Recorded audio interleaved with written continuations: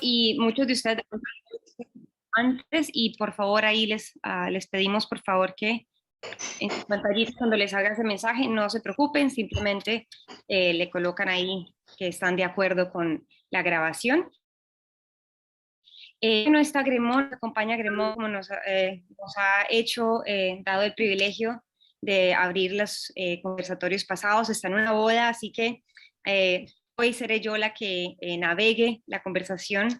Mi nombre es Stephanie Londoño y actualmente soy estudiante de doctorado en Temple University. También soy miembro de nuestro grupo La CIR.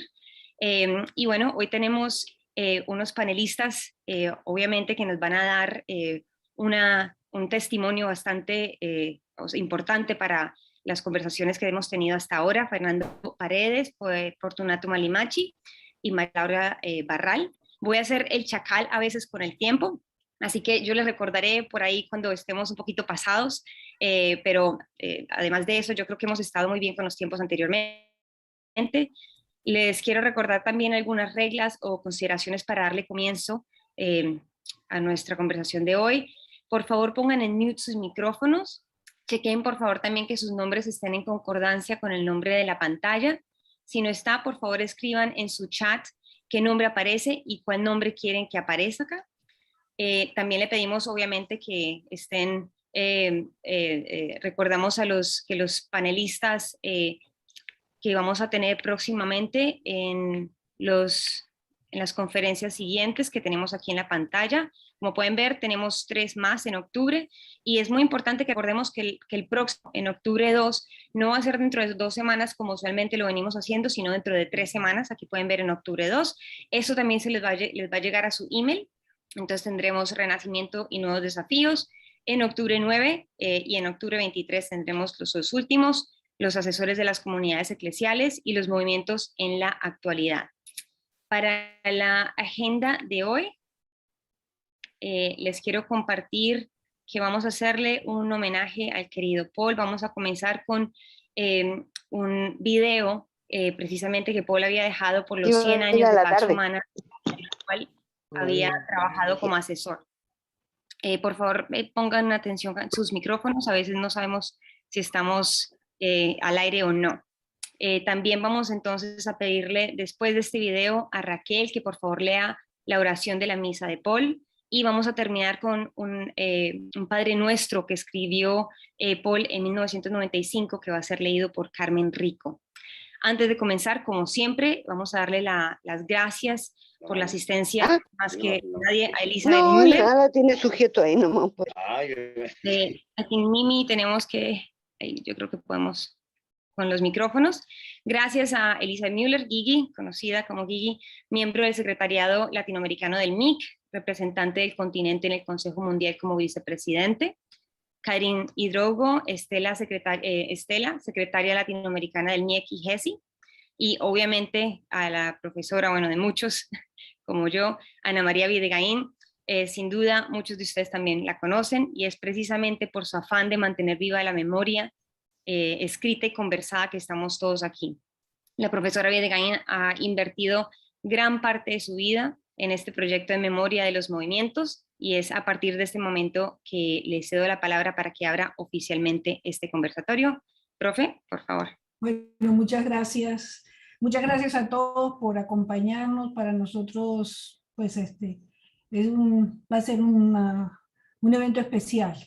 Hoy habíamos hablado con Paul para que nos acompañara. Nos dejó el testimonio, su propio testimonio de sus miradas para estos 100 años, para esta celebración. Y además, pues hemos le pedí a Nenona que compartiera una oración, una acción de gracias que ella misma hizo y que hizo en la misa, y también a Carmen Rico, que nos compartió un Padre Nuestro que Paul había escrito en el 95. Yo quiero decir que para mí también es muy especial, porque justamente con Nenona, Carmen, Pablo Bonavía, que seguramente muchos de ustedes conocen, fuimos de los primeros que empezamos a reorganizar el movimiento, el MSU, en el 68, cuando Paul llegó. O sea que junto con él nos iniciamos en este camino. Y les agradezco desde ya por haber aceptado participar, a Nenona, Carmen, y también después al panel de aquellos que estuvieron con Paul en el secretariado, y es el tema cual vamos a hablar hoy. A Fortunato, Shoji, a la queridísima María Laura y a Fernando Paredes.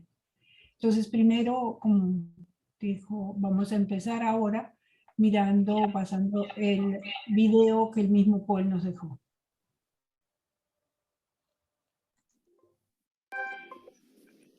Me llamo Pablo Davesí y soy sacerdote del clero diocesano de la Iglesia de Montevideo, en Uruguay. Y hace muchos años, en 1962, aquí se realizó la Asamblea Interfederal de Paz Romana, y ese fue mi primer contacto con estos movimientos, con Paz Romana. Siendo seminarista, tenía 22 años, participé de alguna de las conferencias de esa Asamblea Interfederal. Sin imaginar la larguísima relación que iba a tener en mi vida de sacerdote con Paz Romana. De hecho, ya van más de 50 años. En 1971 participé en la Asamblea Interfederal de los 50 años, del 50 aniversario, que fue en Friburgo y que luego concluimos junto con el MIC en Roma, siendo recibidos por el Papa Pablo VI. Luego se sucedieron unas cuantas reuniones, asambleas, reuniones regionales, etc. Y a partir de 1974 trabajé como asesor en el equipo latinoamericano del MIEC y de la JEC, que hasta el día de hoy están unidos. Terminado ese servicio en el equipo latinoamericano, pasé a integrar el equipo internacional en París, y allí fui asesor otra vez de ambos movimientos, el MIEC y la JEC internacional. Bueno, y ahí pude acentuar un conocimiento de las distintas regiones que había comenzado ya a partir del año, sobre todo, 1971, y particularmente con asesores, tanto del Asia, en este momento estoy recordando varios. Voy a nombrar nada más que al padre Tiza Balasuria, que fue una figura muy importante y polémica en aquella asamblea del cincuentenario. Lo mismo en África con el padre Deogracias o Rwamanji del Congo, en aquel momento el Zaire. Ni qué decir en América Latina y bueno, y Europa por supuesto y también Oceanía. En Europa quiero recordar particularmente a Buenaventura Pellegrí, que me precedió en el equipo latinoamericano y en el equipo internacional, dejando un legado muy difícil de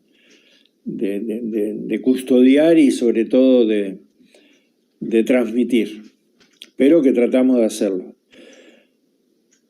Actualmente estoy dando una mano, trabajando así un poco ya sobre el final, en el equipo latinoamericano del MIIC para América Latina y el Caribe. Así que quiero hoy transmitir mis saludos, mis felicitaciones a todos los que forman parte hoy de estos dos movimientos que conforman Paz Romana al celebrar los 100 años de existencia. Quiero dar gracias a Dios por todo lo que estos movimientos me han dado y me siguen dando. De hecho, han moldeado mi vida sacerdotal en un determinado estilo que hasta el día de hoy trato de conservar y sobre todo, de repensar, de reformular en la medida en que soy capaz. Y a partir de eso es que transmito un deseo para todos los que formamos el movimiento, que logremos realmente reformularnos en el día de hoy, en la iglesia de hoy, en el mundo de hoy tan desafiado por esta pandemia. Reformularnos en el sentido de hacernos cada día un poco más presentes, que encontremos los modos de hacernos más presentes, tanto en la pastoral estudiantil, universitaria, cuanto en la pastoral de los medios profesionales, que hoy tengo la impresión, desde acá, desde Montevideo, están bastante descuidadas, salvo excepciones en nuestra iglesia. Así que un abrazo para todos y para todas, y feliz centenario.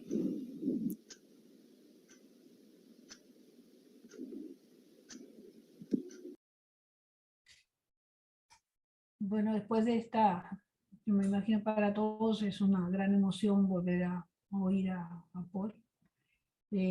Voy a pasarle la palabra a Nenona para que yo creo que en sus palabras, en lo que escribió, nos sentimos todos muy reflejados. Entonces, por favor, Nenona, si puedes compartir. Sí, con la misma emoción que tienen todos ustedes, voy a intentar de reflejar lo que dije en la iglesia, que no fue todo lo que escribí porque era muy largo y no había tiempo en ese momento. Pero lo voy a hacer en forma de gracias, ¿verdad? Para mí han sido casi 50 años más de estar junto a Paul y que me ha acompañado en las distintas etapas de mi vida. Así que gracias, Paul, por lo que has dejado y lo que significas para los demás. Esta manera tuya que hacernos, nos haces parte de nuestras vidas, haciéndonos sentir siempre presentes e importantes. Gracias porque a lo largo de nuestras vidas supiste conjugar el verbo estar con esa profunda humanidad, y así estuvo dentro mío y dentro de todos los que compartimos reuniones, misas, oraciones o grupos de revisión de vida. Gracias por esa manera sutil, fina, sencilla, poco ruidosa de estar presente. Entre las personas que conozco, que conocí, nadie lo supera en discreción y respeto a la libertad del otro. Si queremos un modelo, lo que es ser no invasivo, podemos mirar a Paul. Pero si queremos encontrar a alguien que transmite interés, afecto, cercanía, que nos hace sentir que nos acompaña desde dentro, también hay que mirarlo a él y su vida. ¿Cómo lo hizo? Quizás él lo hubiera podido explicar, yo no. Gracias, Paul, por ser siempre original y nuevo, con alegría y con humor. Ese modo de ser de Paul que transmite tanta libertad y reconocimiento del lugar del otro, es decir, es estar siempre presente, pero sin confundirse con ese otro. Le permite ser un agudo observador de realidades, hechos y personas. Aquí agrego algo que no dije en la misa: la tranquilidad exterior se combina con una inteligencia rica y múltiple. Gracias, Paul, por ser un testimonio de hombre de acción, comprometido con las causas de los más necesitados y de los pobres. Gracias por ese testimonio de acción junto también al secretariado de MIEC y de GESI en América Latina y luego en París. Gracias, Paul, por ser un uruguayo auténtico, de alma, y así lo quieren todos y lo quisieron todos. La autenticidad no tiene límites o fronteras. Por ello, esa especificidad uruguaya tan cabal, yo creo que lo hace universal. Paul ha sido un caballero andante de la Iglesia en América Latina, Europa, África y Asia. Gracias, Paul, por esa identidad de sacerdote. En el secretariado se definía muchas veces a los sacerdotes y asesores como curas y curas. Los primeros eran aquellos que nos dejaban dudas de su estabilidad, dedicación y persistencia.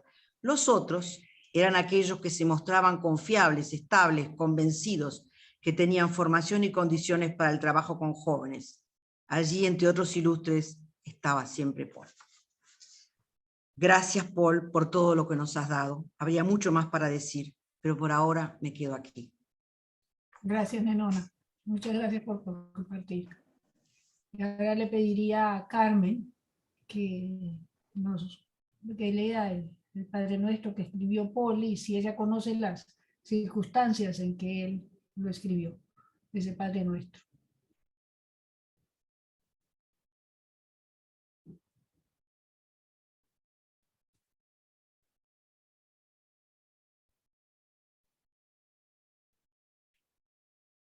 Ahí, Carmen.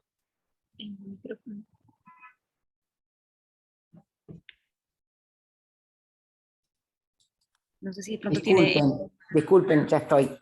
Ana María, obviamente que no podía no contestar a una historiadora como lo eres, y pude averiguar las circunstancias.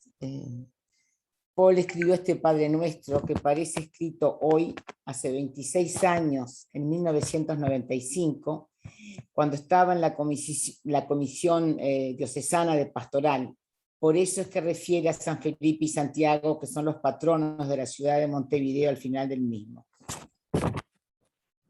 Comparto entonces, con mucho honor y con mucha humildad, porque ante todo tenemos confianza en ti más que en nuestras fuerzas, porque no queremos olvidar que nos proteges y nos llamas y envías acompañándonos siempre, porque Jesús mismo nos animó a que te dijéramos así: aquí estamos invocando tu verdadero nombre, Padre nuestro.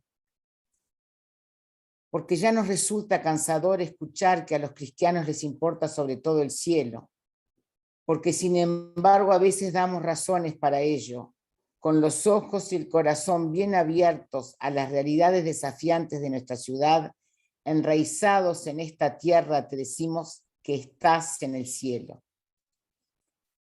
Cuando vemos tantos hermanos sufriendo esa pobreza que excluye de la fiesta de la vida, cuando se ha hecho una virtud de la insensibilidad, para que no dejemos de indignarnos ante la ofensa de tu nombre y no nos conformemos con sesudas interpretaciones, ayúdanos a no decir en vano: santificado sea tu nombre. Porque vivimos demasiado en terreno conocido y tibio, como si ya tuviéramos muy poco que aprender, porque anunciamos evangelios a nuestra medida, sin sorpresa, sin desorden, con controlada alegría. Porque nos sigue costando aceptar cuánto estás en nosotros, da fuerza a nuestra súplica, venga a nosotros tu reino. Porque siempre es grande la tentación de suponer que nuestro camino es el único y buen camino, porque tenemos esa insólita habilidad de justificar con buenas citas lo menos parecido a tu palabra. A pesar de que pueda complicarnos la vida, te rogamos, hágase tu voluntad en la tierra como en el cielo. Por las graves carencias de vivienda, salud y educación, por la golpeada esperanza de niños, ancianos y familias, para que sepamos salir de nuestros aislamientos y tener gestos concretos de solidaridad y esperanza, todos necesitamos que alimentes nuestras fuerzas. Danos hoy nuestro pan de cada día. Hoy queremos aceptar a los demás sin imponerles nuestros moldes. Deseamos de verdad quitar de nosotros todo sentimiento mezquino, ahondar la convicción de apostar por las pequeñas comunidades para crecer en humanidad y coherencia cristiana. Con humildad te pedimos otra vez que perdones nuestras ofensas, como también nosotros perdonamos a los que nos ofenden. Porque los tiempos están poco claros y las propuestas light a la vuelta de cada esquina. Porque es demasiado frecuente oír: hacé la tuya o haz la tuya para ustedes. Y que el camino de tu hijo es cosa triste y superada. Cada vez que estemos por bajar los brazos, por favor, no nos dejes caer en la tentación. Cada vez que pensemos que solos es mejor, cada vez que actuemos sin consultar a nadie, cada vez que sintamos que somos mejor que cualquier otro, como en cambio queremos confiar solo en tu misericordia, líbranos del mal. Así es, nuestra fuerza está en ti, tú nos haces fecundos, nuestra fe, nuestra confianza en Jesús. Él nos precede y guía. Nuestra esperanza en el Espíritu, Él nos abre el horizonte.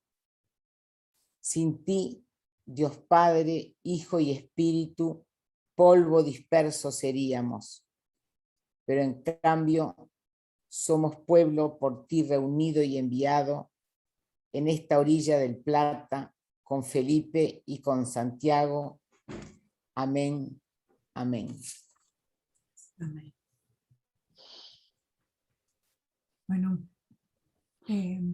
muchas gracias, Carmen y Nenona, por compartir estas palabras, y de esta forma tenemos presente a Paul, muy presente en todos nuestros corazones, en toda nuestra memoria.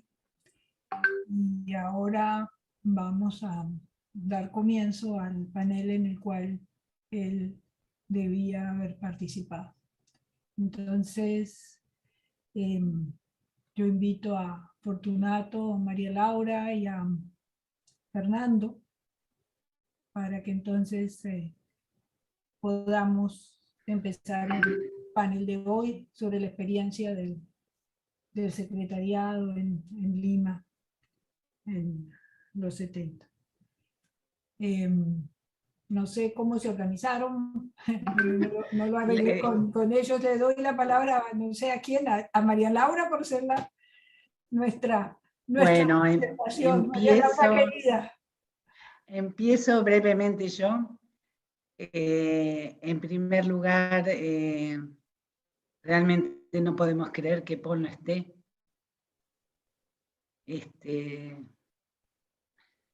Fue muy, muy, muy importante para nosotros en nuestra vida y en nuestra tarea en el secretariado. Él fue nuestro asesor latinoamericano de nuestro equipo y fue después el asesor del equipo de Yogi en la JEC Internacional.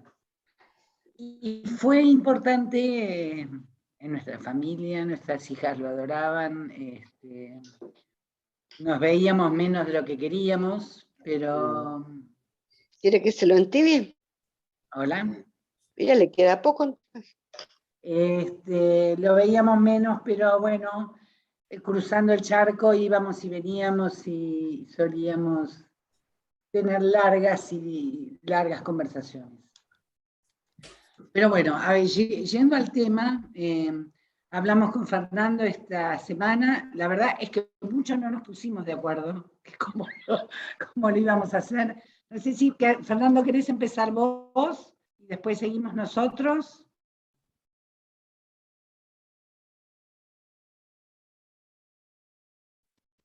Muy bien. A ver, de lo que me acuerdo y de lo que pensamos. De eso se trata, de lo que te acuerdas. Hace muchos años. Bueno, no, Paul fue fundamental. No puedo empezar sin mencionar a Paul. Creo que en esta experiencia latinoamericana, de iglesia y de movimiento, Paul fue fundamental en nuestras vidas y en nuestro trabajo. Y no hay manera de empezar esta reunión sin recordarlo. Yo me enteré bastante después de que había fallecido, con la pena de no haberlo visto. Pero bueno, a ver, yo creo que en la década nuestro equipo, el equipo de Paul, Yogi, María Laura, yo, era heredero de dos eventos que por lo menos para mí fueron muy importantes. Uno, el encuentro latinoamericano de movimientos grandes, si no me equivoco, el 75, ahí conocí a Nenona, ahí conocí a Yogi, y después el Comité Latinoamericano. Y es en un periodo en el cual en América Latina las cosas están variando radicalmente, ¿no? El año 75 estaban... si no me equivoco, México, Argentina, Chile, Perú, Ecuador, Brasil en el evento. Era donde había movimiento y había movimientos grandes. Hicimos un esfuerzo muy fuerte por entendernos mutuamente en nuestros propios contextos, que fue difícil realmente, pero lo logramos, y entonces era la gran experiencia de ver qué es lo que estaba pasando en los otros países en términos de iglesia, Y el Comité Latinoamericano posterior fue de gran apoyo, porque, digamos, era la reflexión de Iglesia a través de este encuentro andino. Si no me equivoco, el encuentro andino era de fe y política, en un contexto muy, muy fuertemente marcado por el compromiso político. Y en una coyuntura después ya las cosas habían variado y variaron sustancialmente. Por eso cuando nosotros llegamos, si no me equivoco también, entre 77 y 78 al secretariado, el contexto político de América Latina era radicalmente distinto. Era un contexto más bien de dictadura militar, de diferentes matices, uno podría decirlo, porque estaba desde el caso peruano que salía en un proceso de crisis hacia elecciones, pero en los otros casos era de acentuadamente de fuerte y grave represión.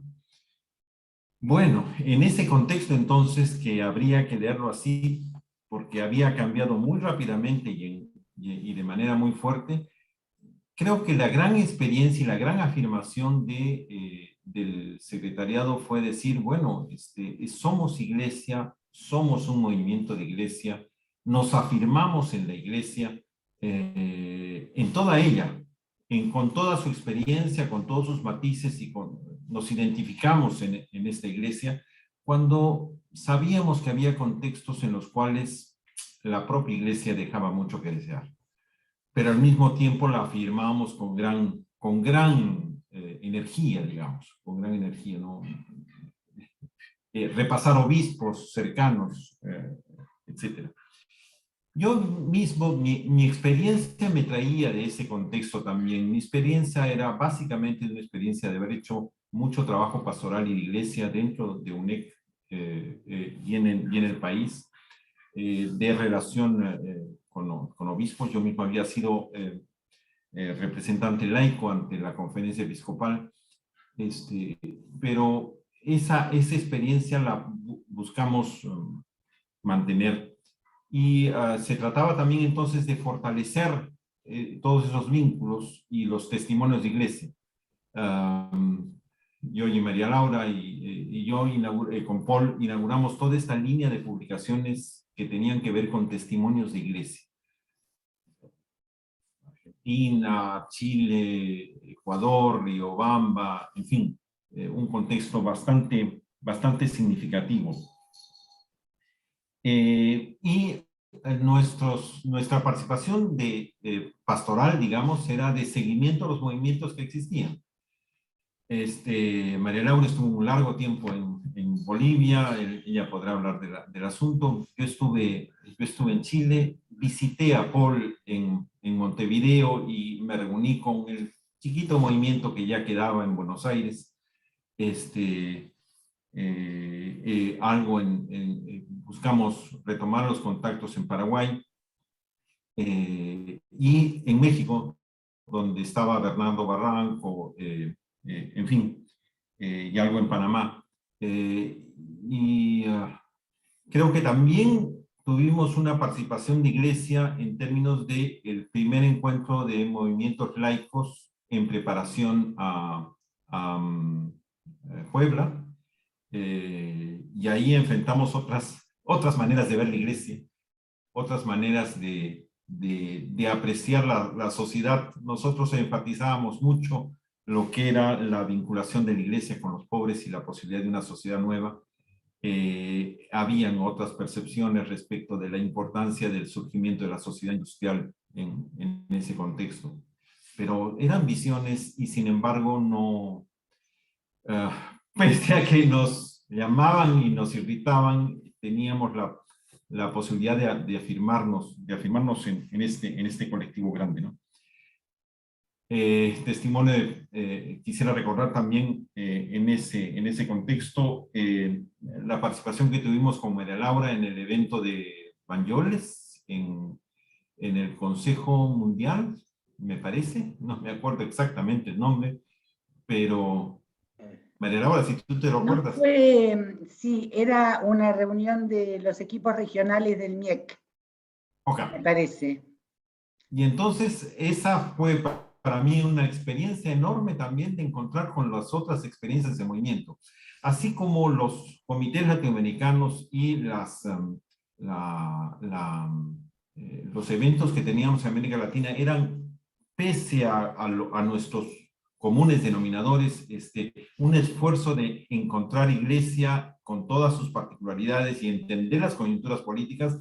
También, por ejemplo, para mí fue el descubrimiento de encontrar las coyunturas concretas a nivel mundial y los distintos testimonios de iglesia en esos contextos. Y aprendimos a cantar en catalán también al Esperit de Déu, que recién empezaba como experiencia. Quisiera recordar en este contexto también a Pelegrí, a Buenaventura Pelegrí. Creo que fue muy importante para nosotros. Era el asesor del equipo grande, del equipo anterior, de los equipos anteriores, y estábamos con Paul.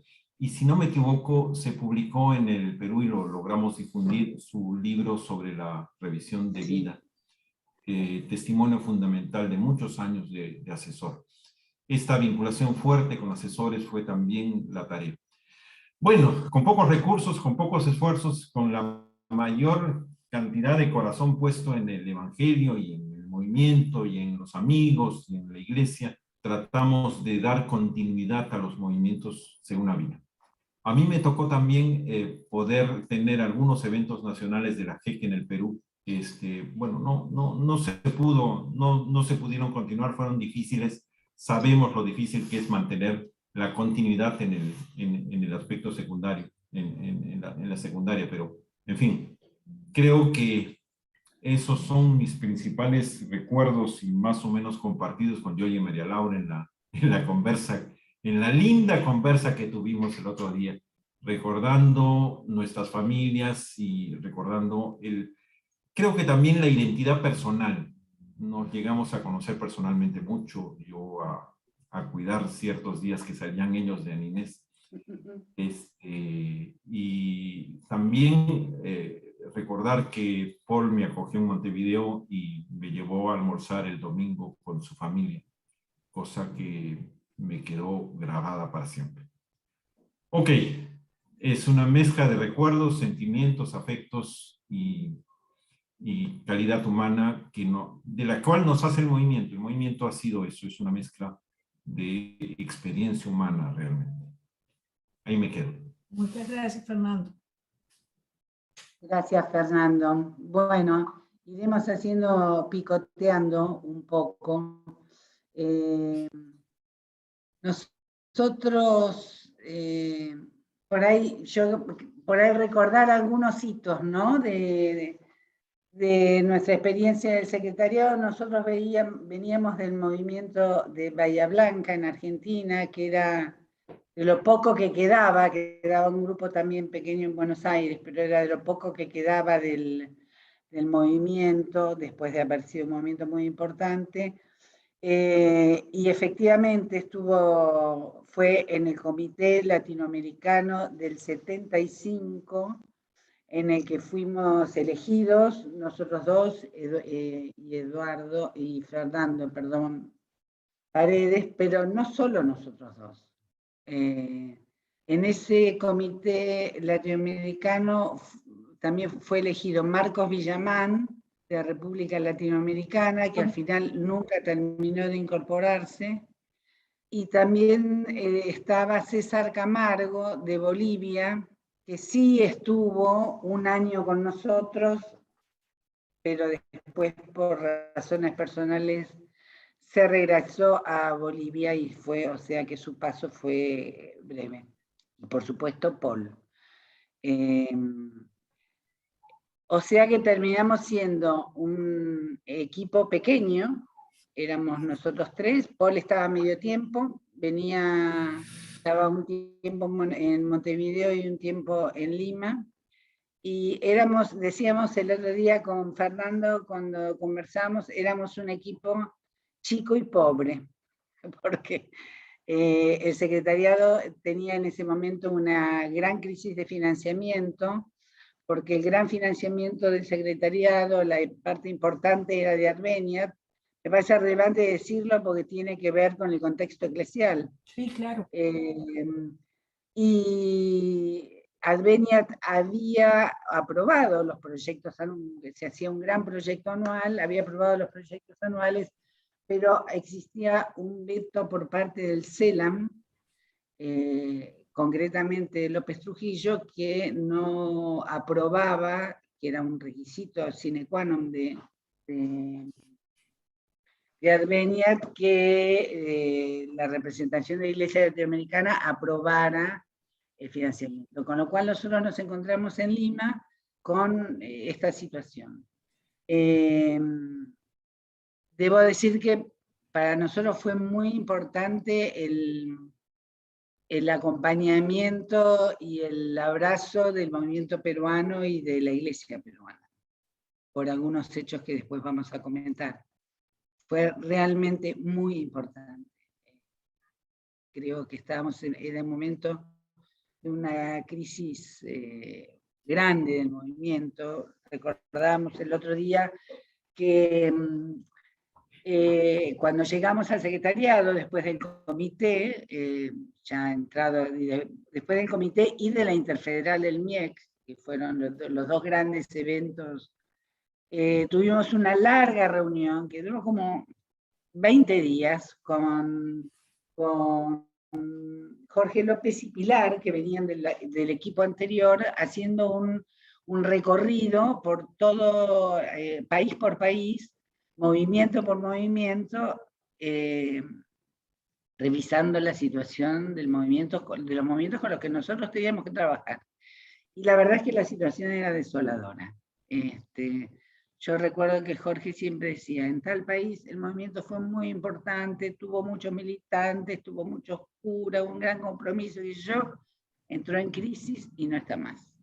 Y así íbamos recorriendo país por país. Y ahí, bueno, quedaban algunos movimientos con una cierta fortaleza y una cierta extensión nacional, que eran básicamente la UNEC, la UC de Chile, la UNEC de Perú, la UC de Chile, ¿qué decíamos el otro día? Había algo un poquito en Argentina, México. un poquito en Uruguay, un poco en México con Paco Merino, Ecuador y Bolivia, por supuesto, y Dominicana, que no logramos comunicarnos con nuestro compañero Marco Villamán. Gracias a Pedro Acevedo se retomó fuertemente la relación con República Dominicana. Y entonces ahí nosotros dijimos, bueno, ¿qué hacemos? ¿No? ¿Qué hacemos en esta situación? Y empezamos a recorrer nuevamente la lista de países y decir, bueno, ¿dónde hay un contacto relevante? En general era un cura, porque la memoria la tenían los curas que quedaban. Donde hay viabilidad eclesial, o sea, un contexto eclesial que fuera mínimamente no hostil para el renacimiento del movimiento, la recontinuidad del movimiento, y donde hubiera un mínimo también de viabilidad política, social, etc.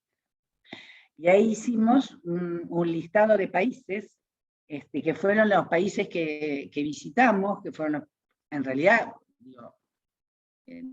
nos manteníamos contacto con todos, pero los llamamos países prioritarios, ¿no? Que combinaran esto, apoyo eclesial y viabilidad, y que fueran estos que finalmente visitamos. Bolivia, Chile, Ecuador, Brasil, Argentina, México, y fíjense que de esos países viene el equipo que nos sigue a nosotros, que logra se logra que nuevamente sea un equipo más numeroso, más fortalecido, ya con la asesoría de Luis Mari, que bueno, con Luis Mari nos veíamos bastante en en esos años. Hicimos una reunión de asesores, porque también la idea era, bueno, era por ahí, ¿no? Eran los que tenían la memoria, y eran los que podían tejer hilos de continuidad, decíamos el otro día con Fernando, ¿no? Buscar hilos de continuidad. Muchas veces esos hilos de continuidad eran esos curas, bueno, y con ellos empezamos a trabajar, con ellos viajamos, como recordaba Fernando, a Brasil, Ecuador, a Chile, a Bolivia, Argentina, a México. Bueno, y después hubo como otros hitos. Hubo hitos eclesiales, bueno, nosotros vivimos todo el pre-Puebla, estuvimos hasta diciembre del 78 en Lima, de ahí nosotros estuvimos de 75 a 78. El contexto de preparación de Puebla, Fernando participó en Buenos Aires en una reunión preparatoria, que fue un contexto difícil, fue un contexto de mucha conflictividad, el CELAM quería, de la mano de López Trujillo y de otros, querían, la ofensiva contra la teología de liberación era una ofensiva fuerte, que finalmente después, bueno, Puebla terminó como acomodándose, ¿no? Yo recuerdo siempre la frase de Gustavo, empate en cancha ajena. Fue un hito, fue Puebla, sin ninguna duda, y todo lo preparatorio. Después, hablando de tiempos de persecución, nosotros tuvimos un hito propio, que fue que el allanamiento a la sede del secretariado, y nos llevaron detenidos a Paul, a Yoshi y a mí. Yo tenía 7 meses de embarazo, y estuvimos detenidos en las oficinas de seguridad del Estado, de la PIP, de la Policía de Investigaciones del Perú. Y yo quiero acá decir muy claramente que Paul, yo creo realmente que una vez ahí nos salvó literalmente la vida, porque en un momento cuando nos detienen, la policía no creían que un tipo con la pinta de Paul podía ser un cura. Entonces se lo llevaron con nosotros, pero cuando se dieron cuenta que era un cura, les quemaba entre las manos, porque la situación de Perú no daba para andar deteniendo curas, no eran como Argentina o Chile o qué sé yo, no era un contexto de dictadura tan tremenda. Y entonces a Paul le dicen, usted se puede ir. Ellos se quedan, usted se puede ir. Y Paul dice, yo no me voy. Yo me voy con ellos o me quedo con ellos. Y Paul se quedó detenido con nosotros. Que eso fue un gesto que no olvidaremos nunca en la vida, y que realmente nos salvó la vida, porque posiblemente a nosotros nos hubieran deportado a la Argentina, y las cosas hubieran sido muy distintas. Y ahí también fue muy, muy, muy importante el apoyo, la solidaridad estrecha de la Iglesia peruana, del episcopado peruano, de los obispos de Lima, de Monseñor Bamarén, de Monseñor Germán Smith. Germán Smith vino a visitarnos la primera noche en toque de queda, no lo dejaron vernos y nos dejó unos mantones de obispos, un par de huevos duros, que era lo único que tenía en la heladera, y una notita que guardamos todavía que dice, Dios es nuestra roca. Bueno, no vamos a entrar en detalle porque se hace muy largo, pero bueno, pasamos 2 noches ahí detenidos, estuvimos 3 días en seguridad del Estado. La Iglesia peruana le dio un ultimátum al gobierno para que nos liberaran, y el día que nos liberaron, Cuando llegamos a la puerta del secretariado, en la puerta del secretariado estaba esperándonos Monseñor Bamarén con Carmen Lora y Rolando Ames. Y bueno, eso no tiene precio, la verdad. No, bien, para continuar a reafirmar un poco tanto lo que dijeron Fernando y María Laura, si es un momento total de crisis a la defensiva de los movimientos, y aparte había una crisis política, por supuesto, porque en América Latina había dictaduras, y la mayoría de los que habían sufrido en esas dictaduras había mucha militancia. Por eso cuando la PIP, la policía llega, el secretariado llega, ve que hay un centro de documentación y ve que hay libros, artículos, reflexiones, dice, bueno, la central latinoamericana del terrorismo en América Latina. Imagínate, en esos días llegaba Videla, el presidente de la Argentina, Morales Bermúdez, que le decían el gaucho porque había recibido adoctrinamiento, no en las escuelas de las Américas, en las escuelas escuela de guerra de la Argentina, donde habían venido también bolivianos, habían venido uruguayos. Entonces, bien, en ese contexto es que había que hacer algo, y bueno, como bien dijeron, prioritar lo que había, prioritar también el vínculo, porque tuvimos un momento ahí de lucidez también unos días antes que nos hallaran de ir a visitar a la Nunciatura. Ahí estaba un obispo italiano muy interesante, súper católico, vaticanesco, Monseñor Furno, que nos acuerdo que nos empezó a hablar de Gramsci, nos volvió a invitar otra vez para seguir hablando de ese intelectual italiano, cómo comprendíamos nosotros. Porque también había que comprender al enemigo. Exactamente, había que comprender el enemigo. Y ahí, si la primera noche viene Monseñor Ermita, la segunda noche viene el secretario o el vicenuncio, Monseñor Pericet, a visitarnos también y a traernos algo, con lo cual, bueno, nadie podía dudar de que éramos un movimiento católico y con apoyo eclesial. Y eso me parece, marca también una comprensión, ¿no? Cuando algunos querían destruir los movimientos, porque, y verdad, consideraban que eran ovejas negras, que destruían la identidad católica, que destruían la manera de construir iglesia en América Latina, y a su vez eran los continuadores de Medellín. Entonces ahí hay una perspectiva a no perder en cuenta. Más se atacaba Medellín, más desaparecían nuestros movimientos, más se nos acusaba de comunistas o de infiltrados, o bueno, como nos dijo Métol Ferré, ¿no? Que éramos una infiltración en el interior de la Iglesia Católica y que no nos dábamos cuenta que el año 76, 75, 76 era el momento de evangelizar a los centuriones, no estar con los pobres. No entendíamos nada.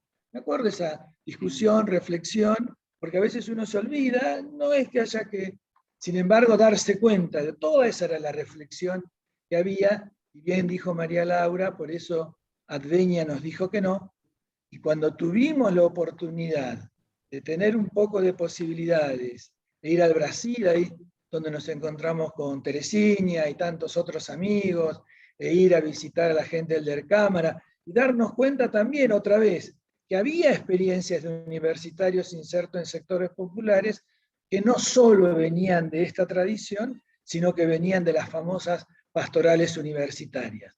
Brasil, un poco México, un poco Chile, eran eso. Entonces había que tratar también de tener una apertura, combinar con esos grupos, y bueno, y ahí tuvimos la osadía de ir a verlo a Lord Shade, de la Fortaleza, ir a rezar. Que era en ese momento el presidente del CELA. El presidente del CELA, rezar con él, levantarse a las 5 de la mañana, a las 7, y él nos dijo, nos firmó una carta importantísima para el futuro, para los años que van a venir, porque todo el dinero que durante 3 años Adveña no nos había dado nada y que vivíamos con algunas pocas agencias europeas para vivir en esa casa comunitaria que era la de Chiclayo. Y con recursos propios. Con recursos propios. Y hacíamos vida, ¿qué sería? Vegetariana, el medio ambiente, no tirar nada. Aprendimos ahí. nos anticipamos a lo que va a ser ahora la crisis ambiental, pero nos pareció importante de no perder esos, que los espacios hay que lucharlos, los espacios hay que pelearlos, esos espacios en la Iglesia Católica, espacio que se deja en la Iglesia Católica, espacio que se pierde.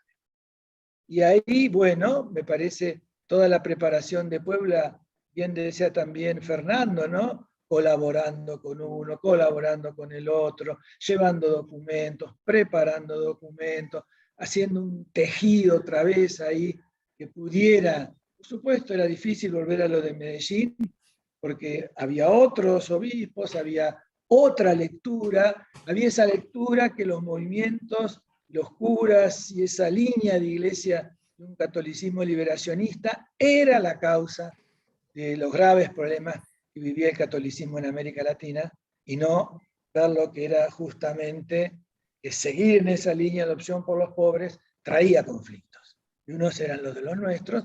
Por eso el episcopado peruano, como dice María Laura, cuando hubo después de los allanamientos, ¿qué se hace con el centro de documentación? ¿Qué se hace con toda esa memoria?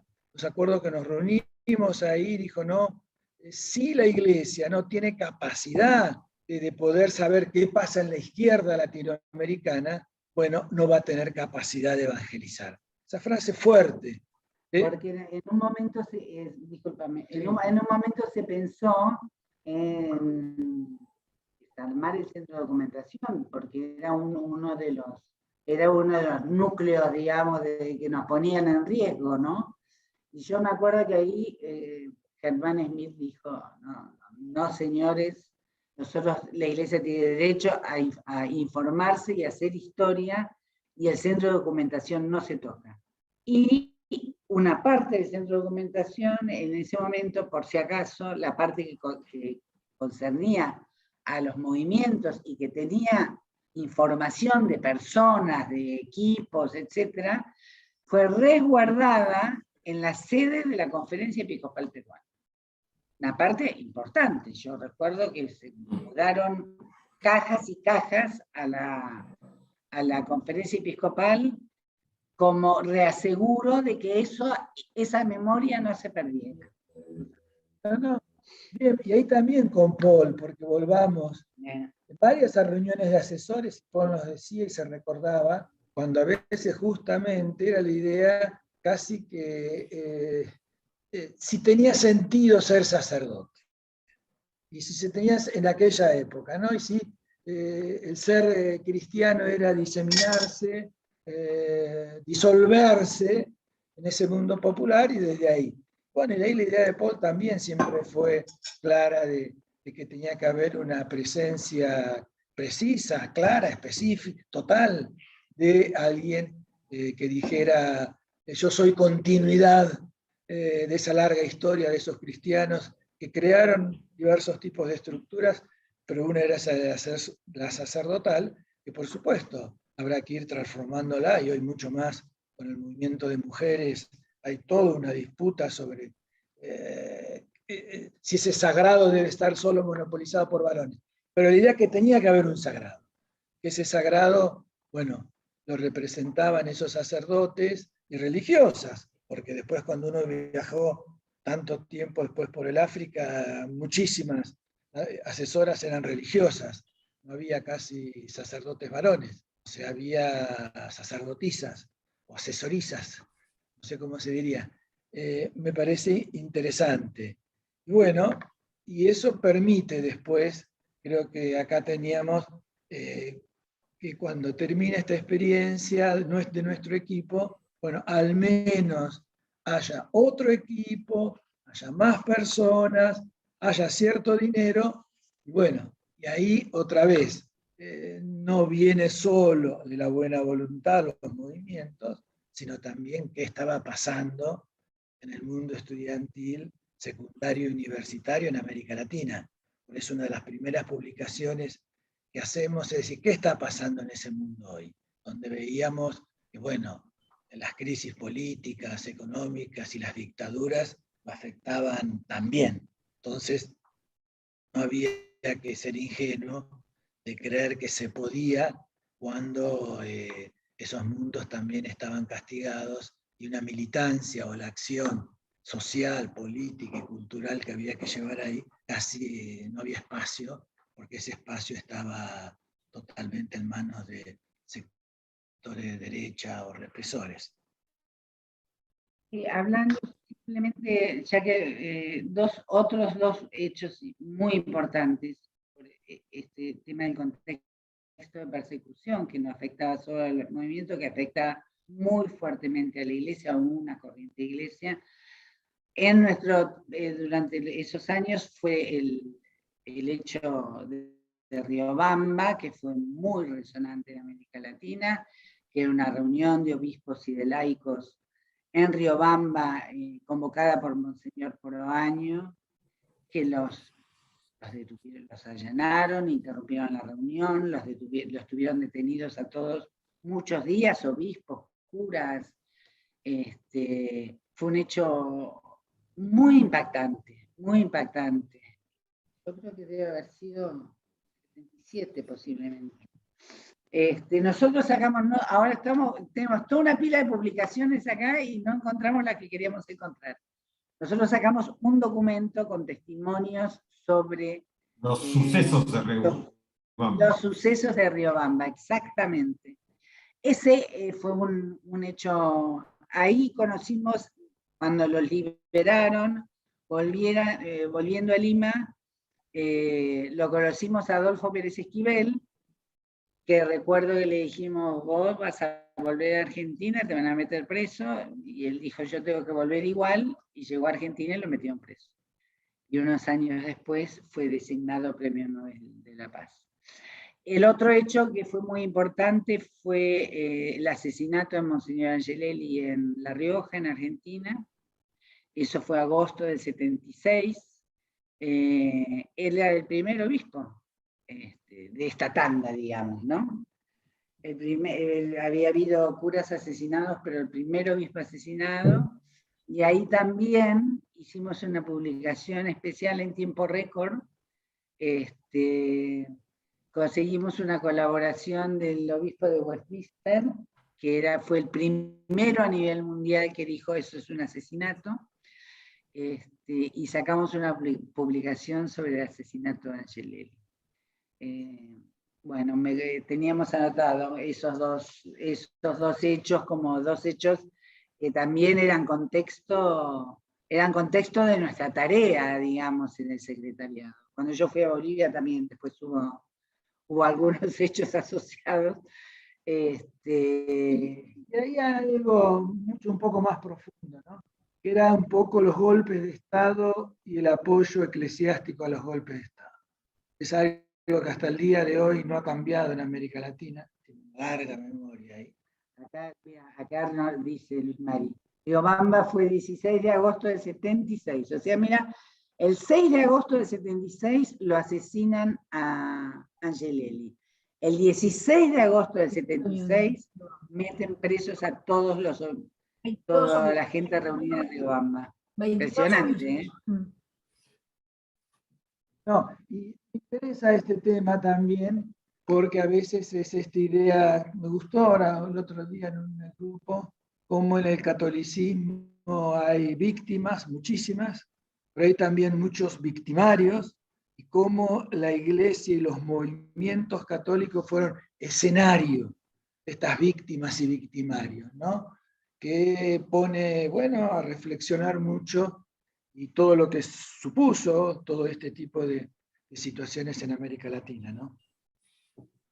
Quizás una palabra nada más para terminar, no sé, por lo menos lo mío, creo que hay un espacio de conversación, pero creo que vivimos un momento muy especial en ese contexto de América Latina, un enfrentamiento de crisis, de ideas, de acciones políticas, de represión, de resistencia, etc. Y creo que la afirmación sustantiva del equipo fue, y bueno, crisis también de la iglesia, o sea, porque hay quienes se iban y abundantemente. Y nosotros dijimos muy claramente que éramos parte de la iglesia, esto era un movimiento de iglesia. nos reconocíamos en la iglesia y recibimos también el apoyo de muchísimos obispos. María Laura mencionó a Bambarén, a Schmitz, habría que mencionar también a Metzinger. Me acuerdo de nuestra reunión con el cardenal Landázuri, tenida, las vinculaciones con los con Proaño y obispos de Ecuador, el obispo de Potosí, que en este momento no me acuerdo el nombre. Ay, no me acuerdo el nombre. Era un ex asesor de la JOC. Don Cándido Muy Paquín, que estuvo en importante, casa también, antiguo. Pero, en fin, no sé, hay un montón de gente, pero creo que era una red importante de que tratamos de vincular de obispos en una perspectiva, pero con un sentido de iglesia muy fuerte. Y es en ese contexto que repensamos el movimiento, como pastoral universitaria, pero también como acción de revisión de vida y como vinculación con los pobres, en sus distintos contextos y matices de lo que era posible en América Latina, pero es eso lo que nos permitió repensar el movimiento y tratar de ubicarlo. O sea, creo que es una buena tradición de tratar de ser anunciador del Evangelio en las realidades en las cuales nos tocó vivir, ¿no? Desde el secretariado. Y acá Nenona dice que Uruguay constituye una excepción porque la iglesia no apoyó la dictadura, la iglesia chilena tampoco. Y eso fue lo que permitió que la UC siguiera existiendo, porque ahí estuvo la Congregación de los Sagrados Corazones, que fue tan importante, pero también estaba el episcopado chileno que le daba un apoyo fundamental a los movimientos. Nos acordábamos el otro día de cuando nos reunimos con la gente de la Vicaría de la Solidaridad. Cristian Pre. Con Cristian Pre, con el Chito Espinosa, que era un cura de Talca, con un cura de Concepción, que era también de Sagrados Corazones, que no recuerdo. Bueno, y también Esteban Ortiz ahí en Con Pablo Fonten, en Ecuador, y después... Bueno, el apoyo de Partelli y a Paul. Sin el Ronaldo apoyo de Muñoz. Partelli y a Paul no podría haber sido asesor latinoamericano. Cada vez que lo llamaban los milicos para interrogarlo a Paul, estaba el apoyo de Partelli. Sí, claramente. Un tema, no me quiero meter un poco, pero la iglesia chilena sí apoyó el golpe. Bueno, por eso no me quiero meter con estos temas. Apoyó el golpe en un primer momento.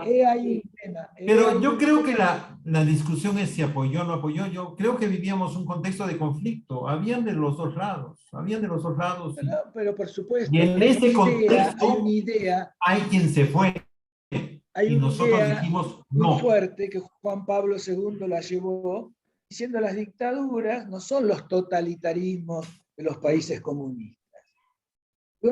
Digo, que no se enoje nadie, pero bueno, hay una idea de militares cristianos, de militares que nos van a acompañar en la lucha contra ciertos grupos, pero bueno, no quiero... Sí, esa es otra discusión. No quiero. Es verdad que la iglesia chilena en un primer momento apoyó el golpe. Si todos recibieron la carta el 11 de septiembre del 73, firmada, no voy a decir ni por quién para que nadie se enoje, justamente hay una idea que había los comunistas que destruían también a la iglesia, que nos destruían, a recordar, y por eso se puede hacer después de todo eso Puebla, en los cuales algunos, uruguayos como Metol Ferré, justamente diciendo hay que estar con los centuriones.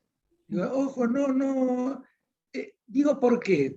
Porque son temas que han dado vuelta, ahora más o menos. Hay memorias que también hicieron que tanta gente, como dice Fernando, dejara, se fuera o buscara otros espacios, ¿no? Me parece, por eso digo, esta época tiene esa necesidad de reflexionarla, y después uno se da cuenta también cómo los procesos son largos, la cantidad de gente que uno encontró con el tiempo que Puebla era mejor que Santo Domingo, y la reunión de Santo Domingo era mejor que la de Aparecida. Bueno, ese es el mundo que sigue cuando se van renovando, vienen otras personas, otros grupos, y por eso uno no tiene que quedarse solo en su experiencia, sino tratar de verla en su conjunto, ¿no?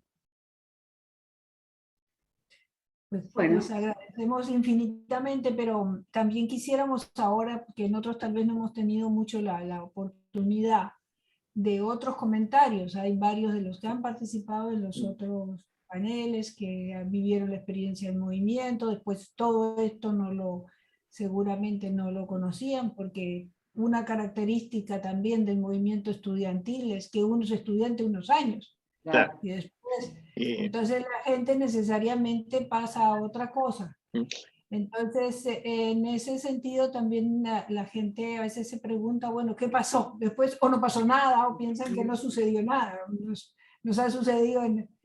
Ana María, un comentario muy breve.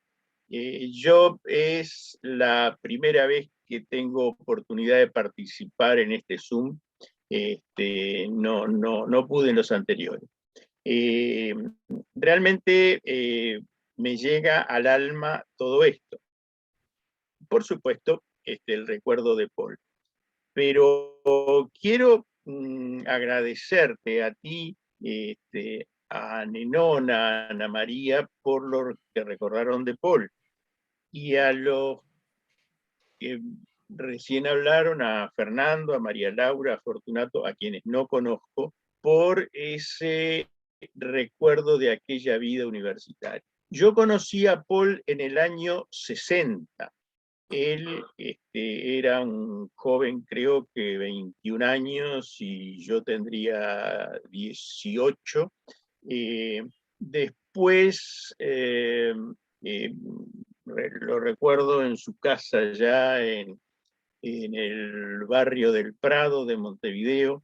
Nos encontramos en el Congreso de Paz Romana del 62, que se hizo en Montevideo, en el Hotel del Parque Rodó, en donde yo tuve oportunidad de hacer una exposición, y había allí un delegado directo del Papa de Roncalli, que venía a olfatear qué es lo que estaba pasando en la iglesia uruguaya, porque no son todas rosas, tampoco son todas espinas. Recuerdo que con este monseñor se acercó, conversamos. Una cosa que recuerdo curiosísima, este hombre dijo, vayamos a caminar por la playa.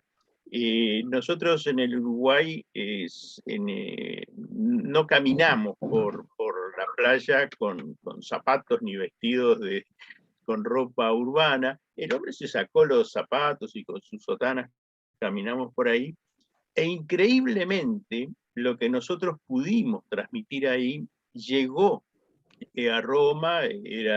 Vivíamos el caso de Monseñor Kors. Esa fue una iglesia de crisis, pero también de profundidades, porque unos meses después nos encontramos representantes de todos los países latinoamericanos en Talca, convocados por Manuel Larraín, y tuvimos un encuentro fantástico en que nos conocimos y nos inspiramos con el hombre que luego sería uno de los emprendedores del Pacto de las Catacumbas, unos años más tarde. Yo al año siguiente, en el 63, entré en la Compañía de Jesús, y entonces, como novicio, y entonces, donde estuve 14 años, terminé la teología, no me ordené,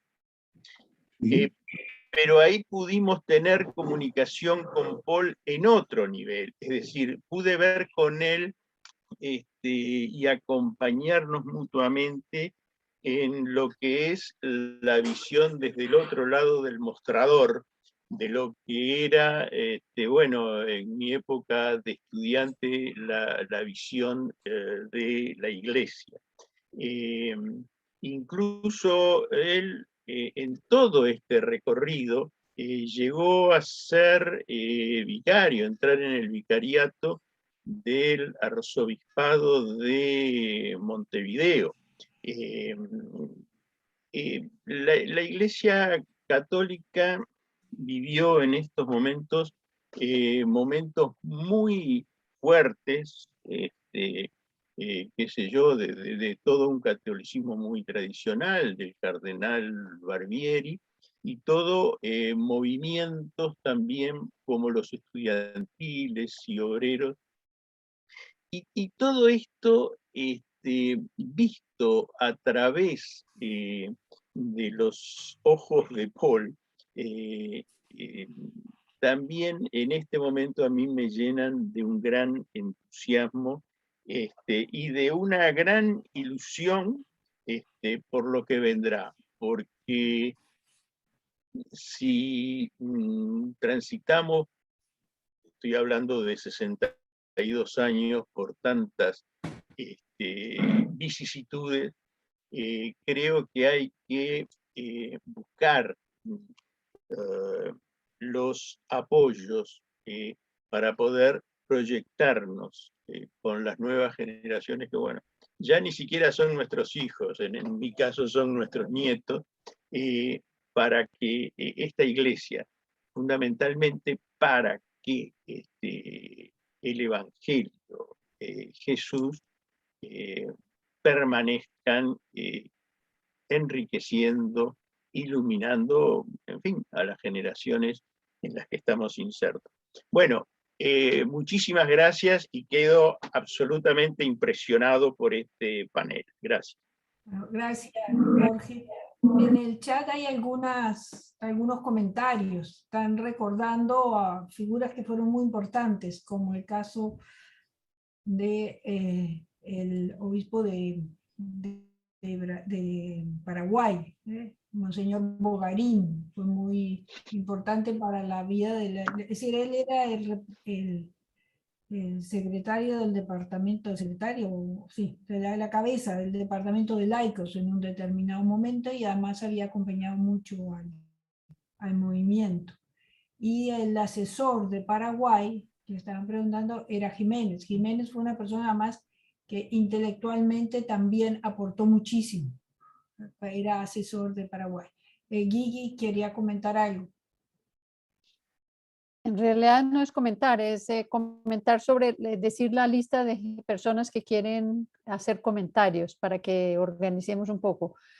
Y Raquel, pena, Guigui, que te interrumpa, Raquel también tiene la mano sí, arriba. está Santiago Pérez aquí que quiere comentar algo. Está también Luis María, que puso una pregunta en el chat, pero que me gustaría que él la hiciera personalmente. Y está Raquel.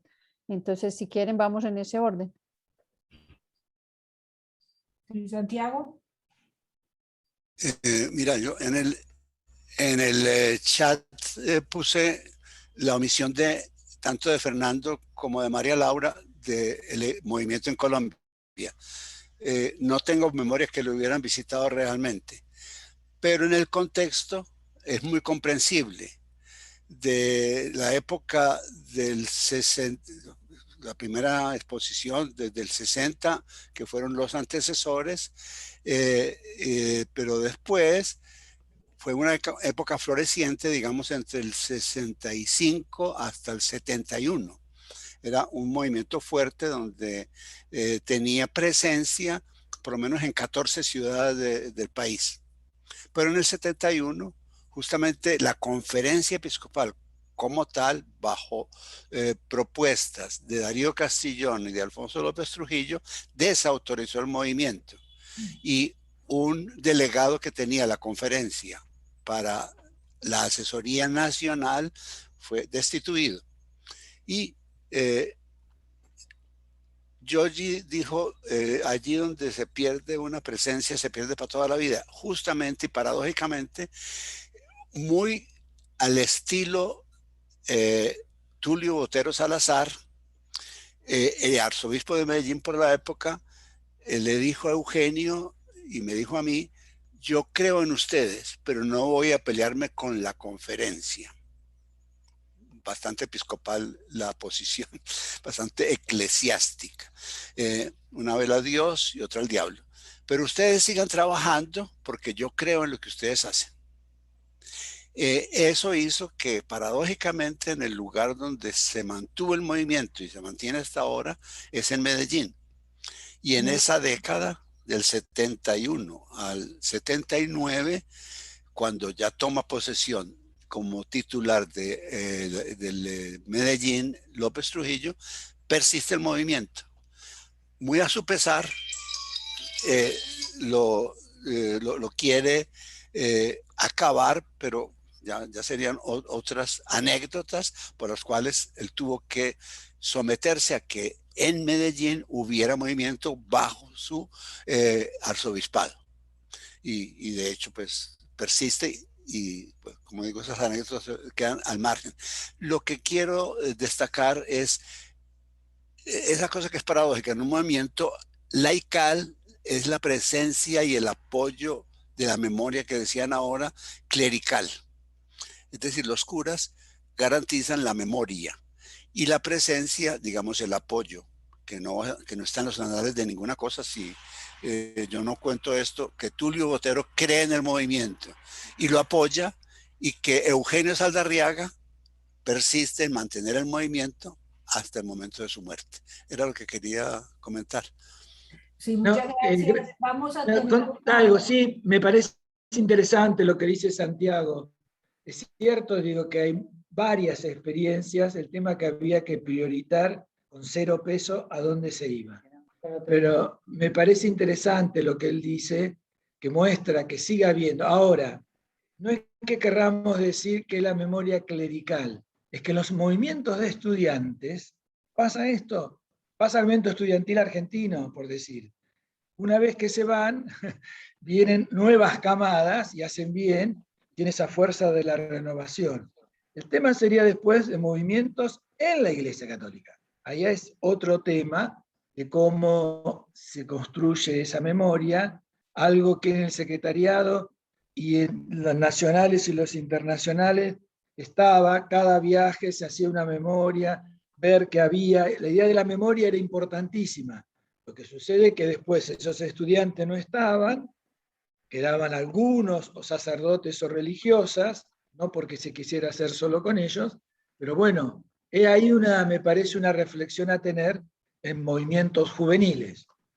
Sí, por eso mismo vamos a tener uno de los paneles, va a ser justamente sobre el tema de los asesores. Claro. Porque por otro lado eran los adultos. Claro. Hay que tomar en cuenta eso. Claro. Que estamos hablando de los movimientos de adolescentes y de jóvenes. ¿Sí? Porque además la mayoría de la gente, es decir, ahora tenemos los másteres, los doctorados, entonces la vida estudiantil sigue largo, pero en esa época eran en los 20 nada más. Entonces, bueno, yo creo que es razonable. Yo cuando decía sobre el movimiento estudiantil, en la vida estudiantil también pasa que un poco los profesores somos los que nos mantenemos y podemos contar qué era lo que pasaba antes, o sea, en la vida de la universidad. Entonces, quería comentar eso, pero vamos a tener un panel especial sobre el tema de los asesores, que es un tema muy importante. Y muy interesante el aporte de Santiago sobre una figura como Monseñor Tulio Botero, que también jugó un papel importante en Medellín, que fue el que permitió la comunión junto con los hermanos protestantes que acompañaron la conferencia. Por lo cual tuvo sus problemas posteriormente. O sea, era un hombre que fue el que dejó una gran residencia en el centro de Medellín para irse a vivir con los pobres. O sea, una casa no pobre, pero bueno, por lo menos cambió el gran palacio. Entonces, una notica frente a eso que tú estás diciendo. Fue la sociedad de Medellín la que impidió que él realizara eso hasta el final. Sin embargo, lo último fue una residencia en un barrio popular y ahí murió. No la quiso, era la residencia episcopal, no la quiso tomar López Trujillo, por supuesto. Claro. Bueno, ya vamos a tener un encuentro especial sobre los asesores porque sí nosotros percibimos que esa memoria es muy importante. No tanto, yo no diría ya que ni que es clerical, es la memoria de los adultos. De los adultos, exactamente. La Sí. memoria de los adultos que acompañaban el movimiento. Si yo recuerdo, me parece que en ese sentido, o sea, yo hago parte, soy historiadora, pero soy también miembro y participante de la cosa, ¿no? Entonces, bueno, y además la idea por ahora ha sido simplemente que nos encontramos, estamos haciendo la celebración del movimiento. Quiero darle la voz a Raquel, que pidió la palabra, luego a Carlos y Luis María, perdón. A ver, ¿ahora está bien? ¿Me oyen? Sí. Sí, y quería retomar a nivel latinoamericano, porque la intervención, que para mí fue buenísima, tanto de Fernando, de María Laura y de Yoshi, hay un hito, me gustó mucho la perspectiva que planteó metodológica María Laura. Hay un hito que fue muy importante en la reflexión, en la cual participamos muchos, algunos están acá y otros no, que fue la reunión de fe y política que se hizo en Lima en el año 73. Del Uruguay habíamos sido Liliana Chela, Alberto González, que es mi ex marido, y yo, y Techera y Paul. Y de asesores además estaba uno que no hemos nombrado y que fue clave, por lo menos en la historia de muchos de América Latina, que es Luis Gonzaga, el padre Sena. Y en esa reunión estaba el padre Sena, Gustavo Gutiérrez, y no me puedo acordar, pero fue impresionante su intervención, de un monseñor, de un obispo brasilero del nordeste, que no me sale el nombre ahora, que fue una reunión muy esclarecedora, porque ya estaban los golpes avanzados, ya estaba el golpe de Brasil, se veía, el Uruguay también, ya estaba en golpe, y se veía que se venían otros golpes, y el contenido de esa reunión ayudó mucho porque introdujo categorías que hasta ese momento, apasionados en la lucha justamente para cambiar la situación y mirando la situación de los menos favorecidos y de los pobres, allí se introdujeron categorías como lo lúdico, como cosas que eran dimensiones, toda la ciencia y la incidencia de la ciencia. Fue un seminario sumamente rico y que trajo muchos contenidos que no supimos. Yo no estuve en la última reunión porque estaba justamente en el momento del fallecimiento de Paul y el entierro, pero no sé, allí estaba Gilberto Valdés, estaba Iván Jaramillo. Ese periodo también fue diferente al que contaron ahora. Y fue también muy productivo tanto en los testimonios como en la producción literaria que se realizó en ese momento y la elaboración. Quería un poco traer eso y contar dos cosas más. Desde Uruguay, el secretariado, cuando estaba en Uruguay, yo tuve como María Laura la suerte de ser un mes misionera en Bolivia y una parte participar con peruanos. Entonces había siempre me acuerdo que todo el viaje costó $100, nunca me olvidaré. Y estuve justamente con Buenaventura Pellegrí en Potosí, haciendo trabajo de revisión de vida y todo lo demás. Así que había en el secretariado una tradición de enviar muchas veces para el intercambio, para el conocimiento de distintos estudiantes de un país a otro país. Eso me parece uno de los hitos que habría que recuperar en algún momento, Ana María y su equipo, porque me parece que fue sumamente rica esa reunión. Tengo apuntes de esa reunión, tengo todos los apuntes, mejor dicho, de esa reunión. En todo caso, la segunda cosa que quería mencionar era más bien respecto al Uruguay. En el Uruguay, muy cortito, yo me tuve que ir, yo me fui al secretariado como secretaria general en el año 74, del 74 al 78. Y en el Uruguay siguió habiendo movimiento. Y estaban Techera de asesor y Paul de asesor, y se reunían en los lugares más increíbles, porque había una persecución muy fuerte, y de esa gente nosotros preparamos con Paul una especie de reconocimiento y vuelta a empezar, que hicimos juntos en el 2016, enero del 2016, que se lo voy a pasar al equipo de Ana María, porque allí planteábamos como objetivo cómo integrar nuevas generaciones a la vida activa laical a partir de la experiencia de parroquia universitaria, estaba con respecto al Uruguay. Y las posibilidades eran identificar y contactar a cada uno en persona, que eso lo comenzamos a hacer, realizar charlas de interés estudiantil y carta a los viejos del MSU, del movimiento del Uruguay, para reencuentros. Y los curas del interior, contactar estudiantes que vengan a la universidad proveniente de la experiencia de pastoral juvenil. Esta es una reunión que hicimos en Floresta con Paul y que empezamos a desarrollar y que estábamos en medio de todo esto porque empezamos en el 17, hicimos 17 y 18 y ahí se nos complicó la vida por distintas razones a él y a mí y quedó pendiente. Hemos hablado con muchos, algunos de ellos, conocidos militantes uruguayos, que Ana María los debe tener repertoriados, pero yo tengo ese material porque después dividimos por generaciones los nombres, y entonces tenemos desde la época vieja, por eso yo había sugerido de Paz Romana a Daisy, que sabía, o también Cecilia, que está en este grupo, pero también llegamos a la generación última, a la cual fui asesora, del 85 al 90 y algo. Entonces me parece, bueno, no sé cómo vehiculizar esa información, después Ana María mandará a decir cómo, pero existen cosas que plantean desafíos que a mí personalmente me deja impregnado por esta reunión que hice con Paul y después de las distintas acciones, como un mandato de volver a intentar a relanzar la experiencia que tuvimos con otra orientación, porque estamos en otro momento histórico y en otro momento personal nosotros, pero sí de relanzar el reencuentro de viejas generaciones y ver si se puede intentar una evangelización con la orientación que teníamos nosotros a partir de las pastorales juveniles del interior o de la capital. No quería nada más que decir eso. Gracias, enhorabuena. Sí, nosotros en el esfuerzo que queremos hacer y usar los recursos que nos da la universidad, uno de ellos va a ser la posibilidad, vamos a tener una página, ayer tuvimos una reunión justamente con Stephanie, la directora de aparte de la biblioteca, para poder estar seguros de que va a quedar en un repertorio de la universidad que vaya a que esto se consiga. Entonces hay también otra de las estudiantes del grupo interesada en hacer una serie de entrevistas, que a veces es imposible que en los paneles recoger todo. Entonces, bueno, vamos así. Y lo mismo la documentación. Si hay documentación, pues así como hicimos con la que tenía, con Carlos Horacio, que teníamos desde la época de Carlos Horacio, y lo que yo recogí, que lo doné a la universidad, lo seguiremos digitalizando y estamos haciendo la metadata y organizando el material. O sea, la idea es seguir.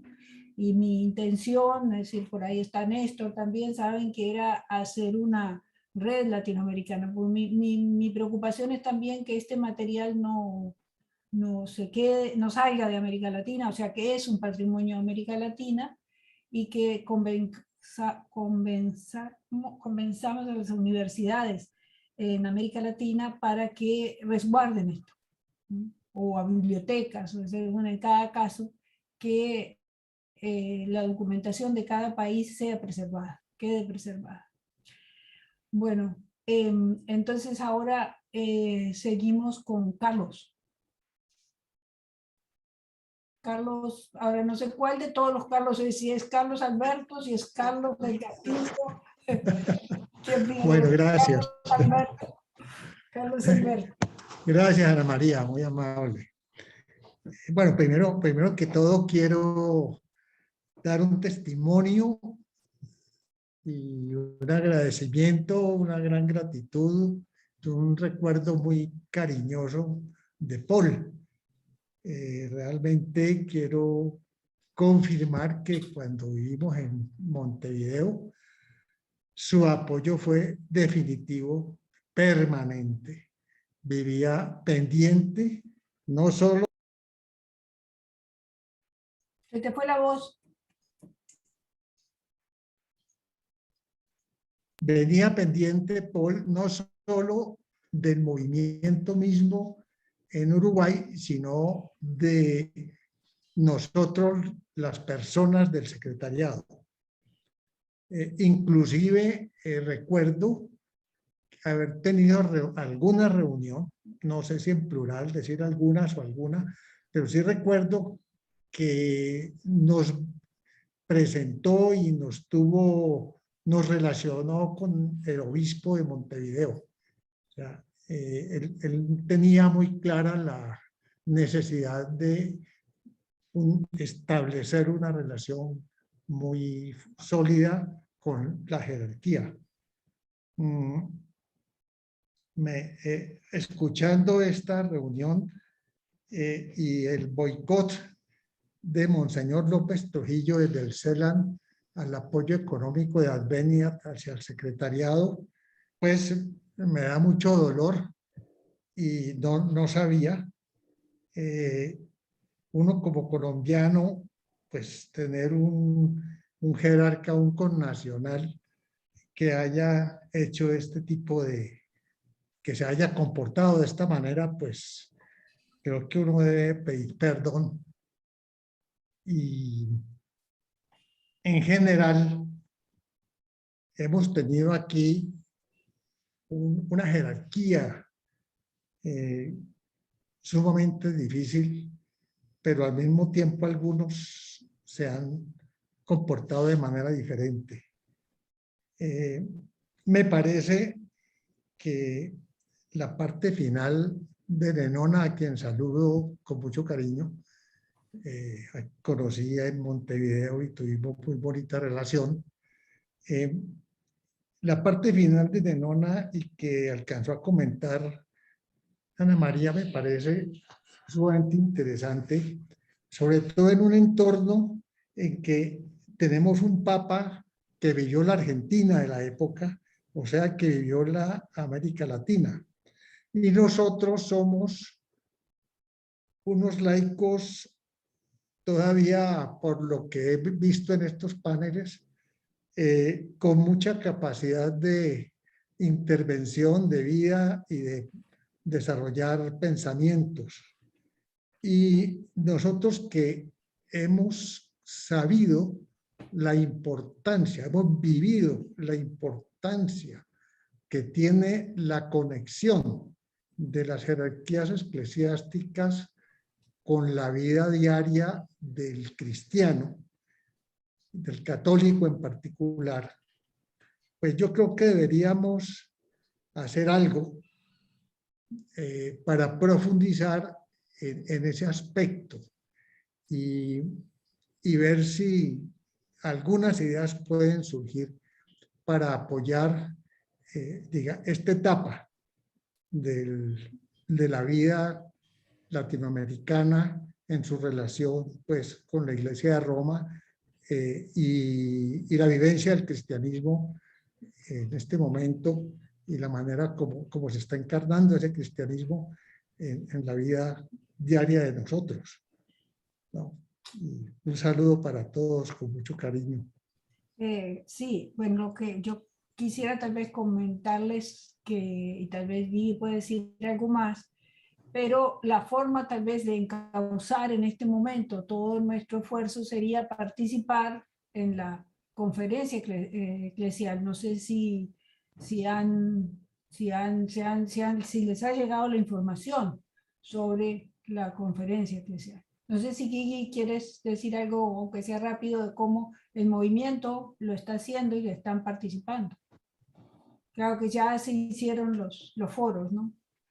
Bueno, no quiero interrumpir porque hay otras personas que están en la lista, si quieren, pero ya la etapa de escucha ya se terminó, pero sí posiblemente va a ser interesante que estén atentos a ver quiénes van a ser los delegados a la conferencia episcopal, a la conferencia eclesial que va a ser en noviembre, parte virtual, parte presencial en México.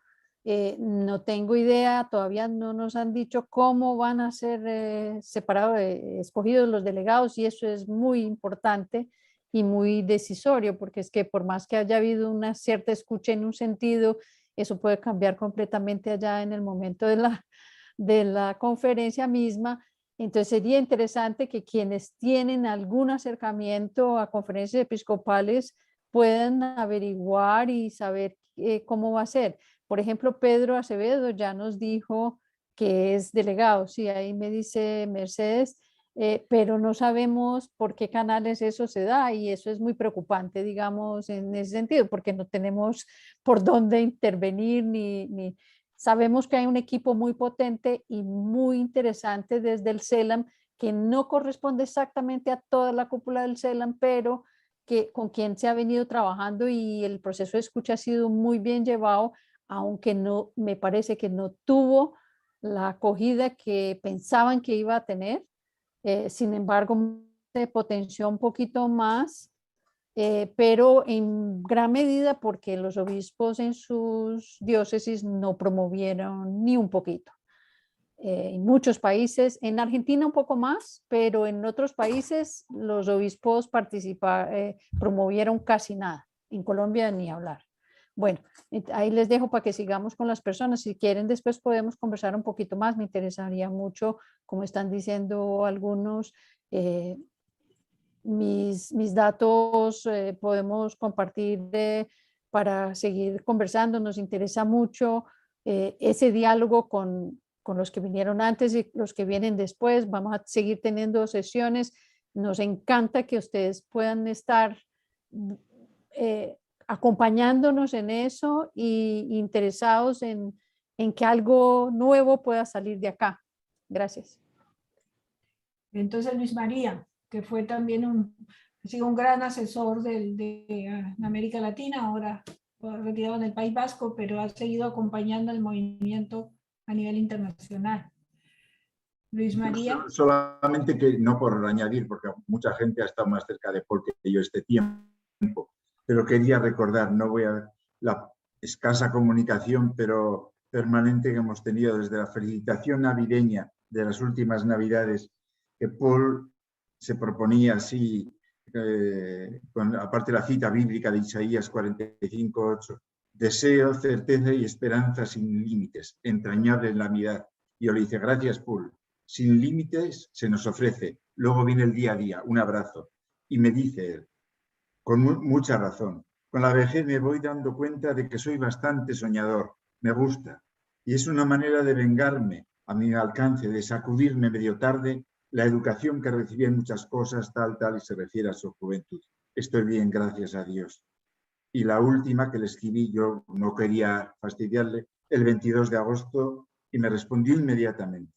Gracias, Luis María. En estos últimos días he estado bien, pero también de los otros. No dolores, sino como un poco de inquietud y cansancio, pero prima lo otro, la confianza en Dios y el enorme cariño y oraciones de ustedes. Abrazo. Quería recordarlo por poner una notita más de cariño en la memoria de Paul y algo que he escrito en el chat, que lo recordamos, habrá momentos, pero que lo he recordado siempre y lo repetimos y lo tuvimos en la memoria del SLA y en la experiencia internacional, y con Guigui lo hablamos en nuestra época y después, que el recuerdo nuestro, y ahora que están yo y María Laura y Fernando ahí delante, de la transmisión de memoria con Paul, fue excelente, excelente, excelente. Al equipo que llegábamos nuevo en octubre del 78. Sin más. Muy bien, muchas gracias. No sé si alguno más quiera pedir la palabra o tal vez que para los que no sepan sobre lo de no sé si María Laura y Fortunato o Fernando quieren. Yo quisiera, Ana María, un pedacito de tiempo, sí. Si es posible. Sí, Oliverio. Esto es una anécdota. Estaba yo dirigiendo una entidad de la arquidiócesis de Medellín y era López Trujillo, era el arzobispo. Esta entidad era el Barrio de Jesús, la misma que le construyó la casa a Monseñor Tulio Botero Salazar, en una zona de pobreza de Medellín. Y dentro de de las obras que teníamos en la institución estaba la construcción de casas para pobres. Y teníamos un proyecto muy importante de construcción definido y aprobado por Adveniat para financiar este proyecto. Realmente no llegaba la plata, escribía Adveniat y en un momento determinado, un día domingo, me llamaron que venía un sacerdote de parte de Adveniat y se reunió conmigo y con el equipo directivo de Barrios de Jesús y nos dio la noticia oficial de que Adveniat negaba la financiación del proyecto que ya había sido inicialmente aprobado por ellos, en razón de que no estaba de acuerdo con la orientación del arzobispo de Medellín, del cual dependía Barrios de Jesús, y que no llegaría el dinero para ese proyecto negado por Adveniat. Y recuerdo que dijeron expresamente, me dijo el sacerdote, me dijo que el arzobispo no militaba dentro de los principios de la opción preferencial por los pobres, pregonado por la misma iglesia. Esto pues fue un escandalazo y eso fue, ya ustedes se imaginan, la influencia que tenía López Trujillo en el Vaticano. Eso fue al Vaticano. En un momento determinado, Adveniat ofreció excusas por esta definición. La plata no llegó, pero las excusas se dieron. Me parece muy importante decir esto por lo que hablaron del famoso bloqueo de López Trujillo a el auxilio de Adveniat a Pax, al movimiento en América Latina. De modo que la historia da muchas vueltas. Complejo. Sí, la historia da muchas vueltas, eso me parece importantísimo tenerlo en cuenta, ¿no? Porque la Iglesia Católica es un mundo, hay de todo. Hay un encuentro, una asamblea de Dios ahora en América Latina, que algunos saben, otros no saben, y así es, y así marcha, y así era también nuestra época. Uno cuando la vive a fondo. Ahora, y si la quiere vivir a fondo, me parece la reflexión es esa, ¿no? López Trujillo nos decía que no, pues vamos a verlo a Lord Shader. Es decir, cómo uno tiene que tener también cierta mirada estratégica en ese momento que está ahí. Después las personas tenemos hijos, salimos, dar clases, ganarnos la vida, de alguna manera hay que vivir después, ¿no? Y la iglesia en eso se abre, ¿no? Depende de las circunstancias. Entonces, Lord Shader fuimos, el Señor firmó. Ahora, ¿pero por qué firmó? Porque tuvimos la posibilidad en Lima, gracias creo a Fernando y María Laura, de atacar al obispo de Lima, de Adveniat, cuando estaba en Lima, y decirle, usted señor, ¿por qué hace esto? Es metafórico. En la iglesia no se ataca a nadie. Pero digo, decirle, pero usted es un sátrapa. Y el tipo te dice, ¿pero cómo? No, es que, ¿cómo que no te quiero? Pero si me estaba en Lima el obispo que era presidente, estaba a cargo de Adveniat.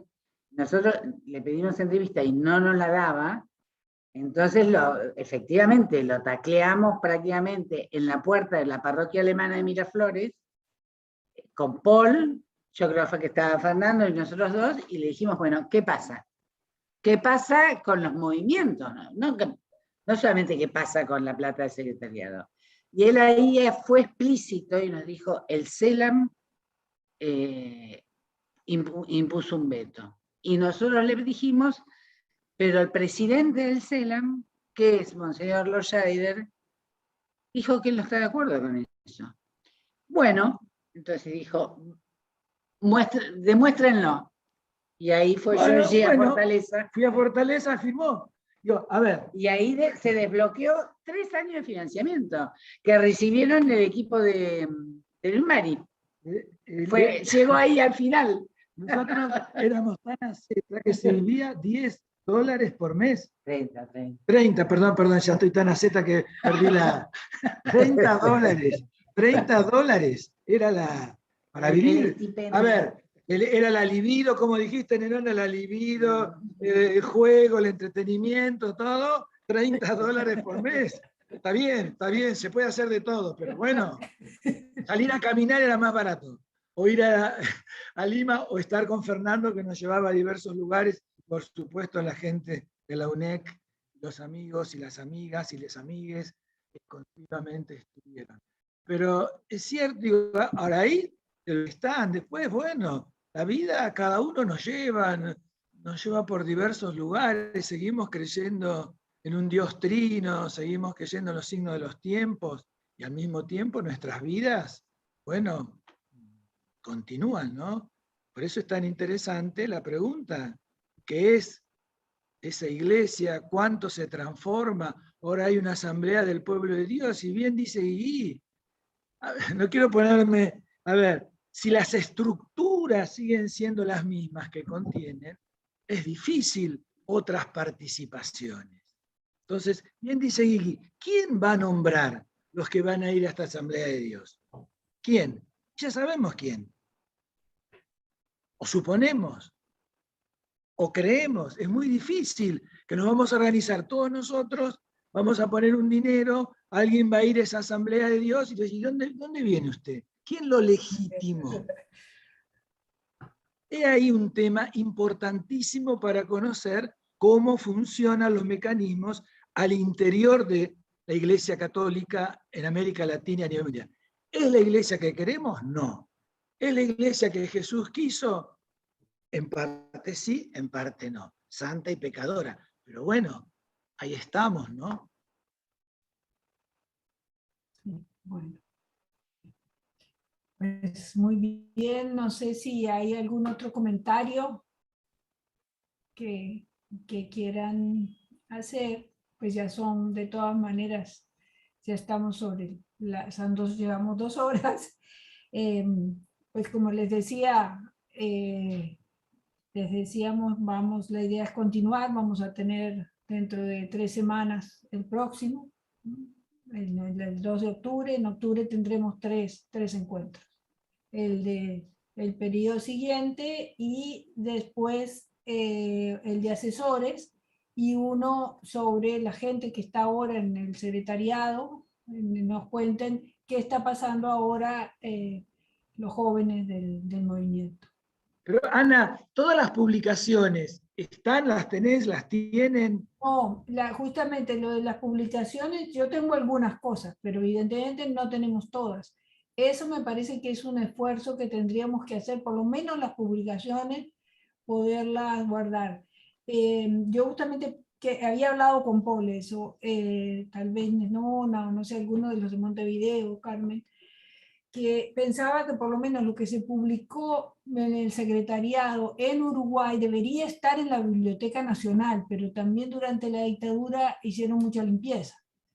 Pero teóricamente, como es la biblioteca del repositorio nacional, puede ser que sé que algún material hay porque han sacado y hemos visto, por ejemplo, Víspera, hemos visto colecciones, entonces hay algún material. Víspera la tengo yo completa, pero pregunto si o la gente hoy del SLA tiene todas las publicaciones. Nosotros tenemos un montón de publicaciones, pero bueno, no sé. El SLAD ya no tiene todo.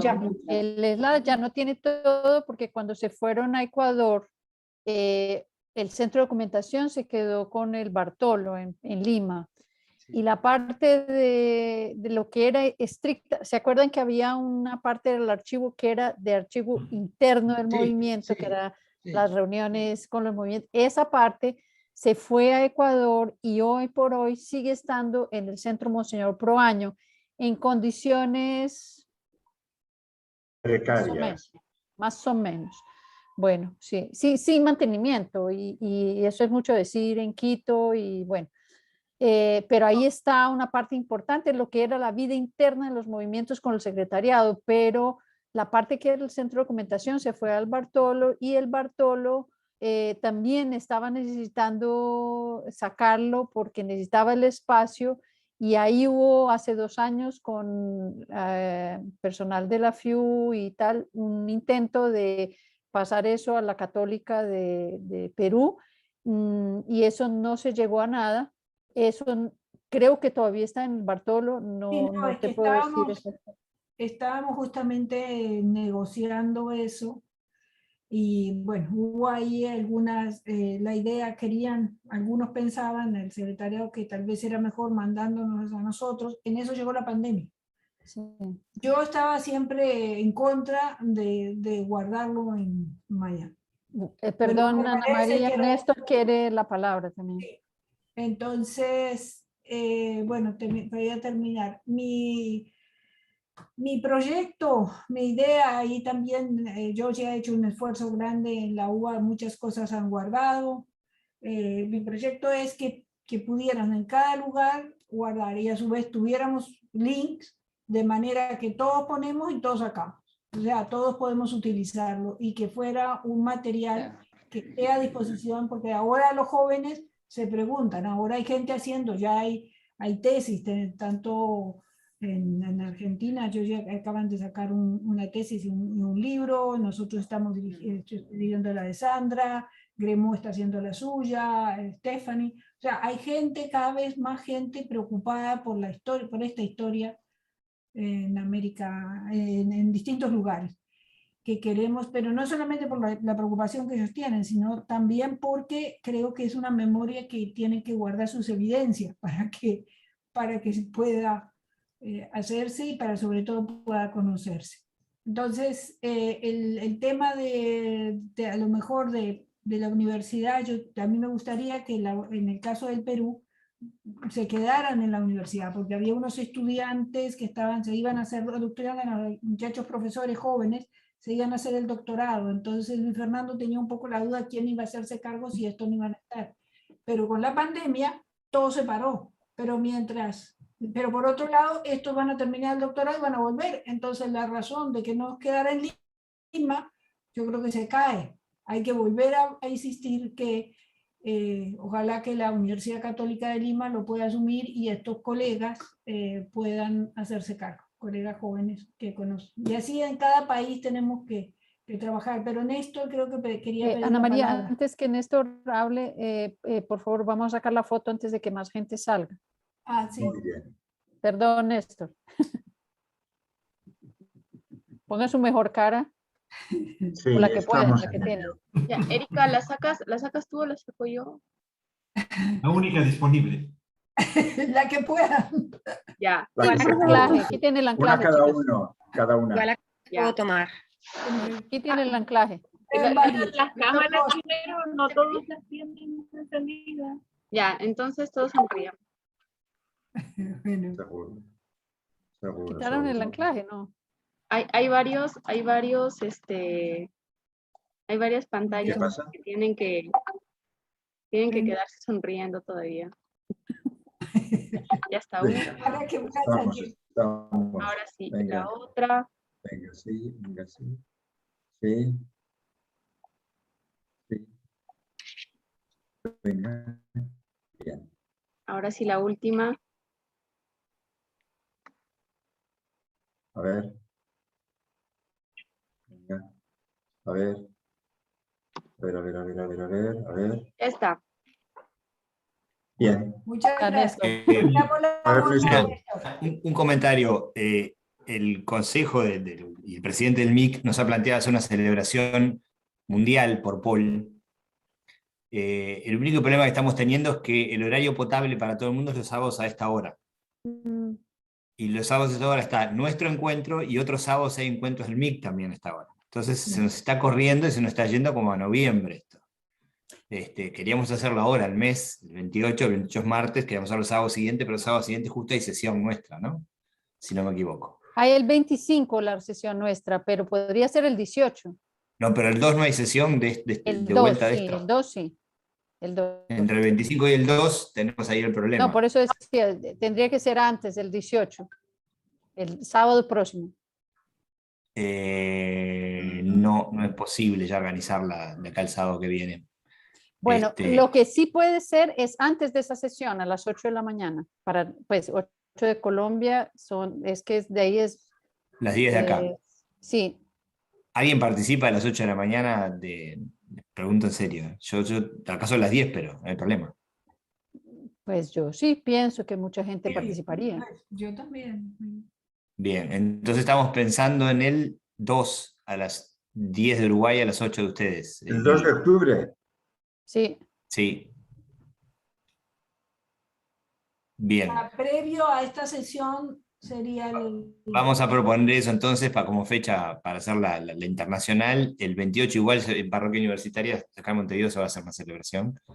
Ya está un poco encaminada. Encaminada. Igual si Hablada la van idea. a transmitir, nos mandan, ¿eh?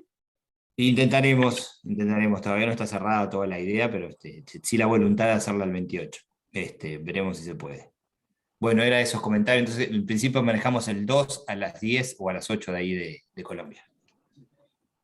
Gracias. 8 de Perú, Colombia y Ecuador, Panamá.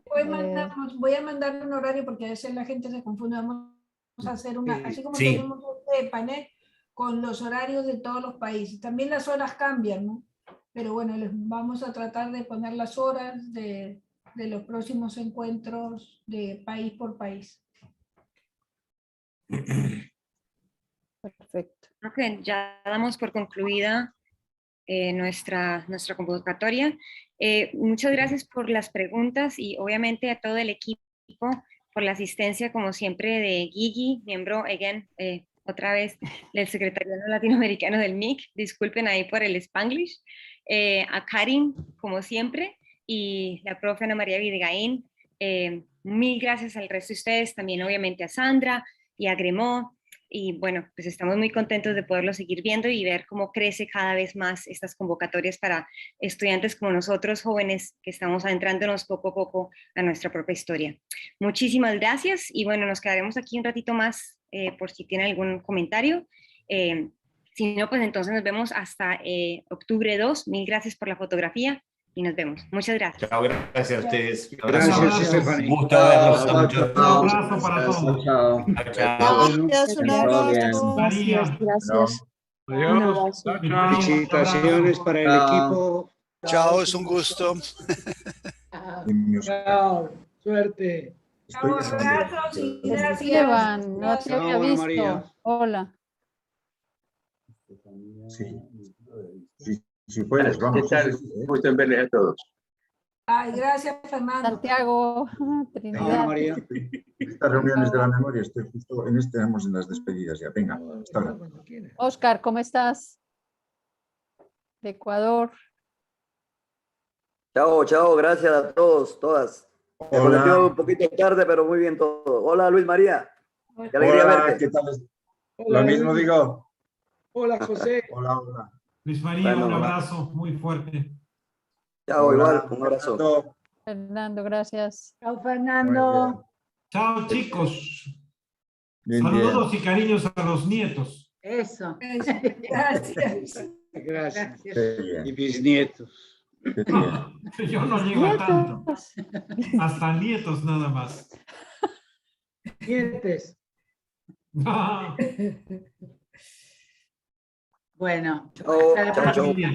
nos vemos, un abrazo. Ay, Gracias. Un abrazo para todos. A todos, venga, Y si saludos. pueden, pórtense bien. Bueno, lo intentaremos. ay, Elise, Gigi. un beso. Chao. Estive- Chao. Chao, Kiki. de María No prometemos Lourdes, nada. Estive, República Dominicana. Hola, Ivette. ¡Qué alegría! ¡Qué alegría! Sí, igual. Bien, bien. Bueno, pues nada, Misma. hasta la próxima. Chao, chao. Saludes. Chao. Venga.